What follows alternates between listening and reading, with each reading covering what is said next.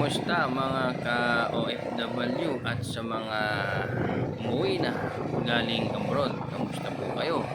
Tulad ko, ako ay nag-exit na. Ilang buwan na rin ang siguro mga 3 buwan na ako dito sa Pilipinas.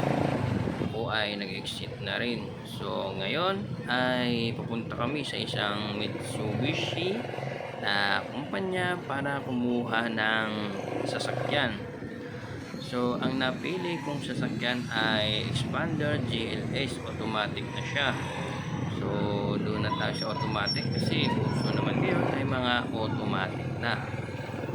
So, ayan, nasa motor kami, nasa tricycle kami. So, habang wala pa tayong sasakyan ay tayo ay mag-commute muna. So, matagal na akong nag-commute. So, siguro, ito na yung oras o panahon para ng sasakyan. Pero hindi porket tayo ay may sasakyan ay hindi na tayo mag-commute, lalo na ang taas ng presyo ng gasolina. So bakit po ako ay kumuha ng sasakyan?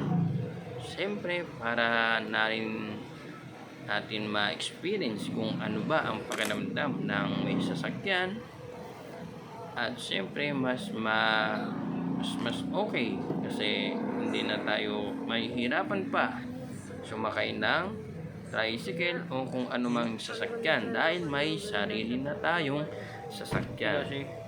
So ayan na siya, ang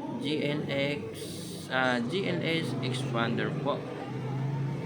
So ayan, napakaganda po nito, bagong bago pa sa motor.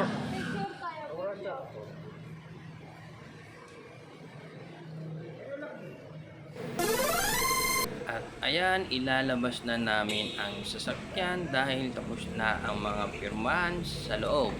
So maraming salamat po sa inyong panonood at sana po ay mag-subscribe po kayo sa aking channel at paki-like na rin po. Muli, maraming salamat.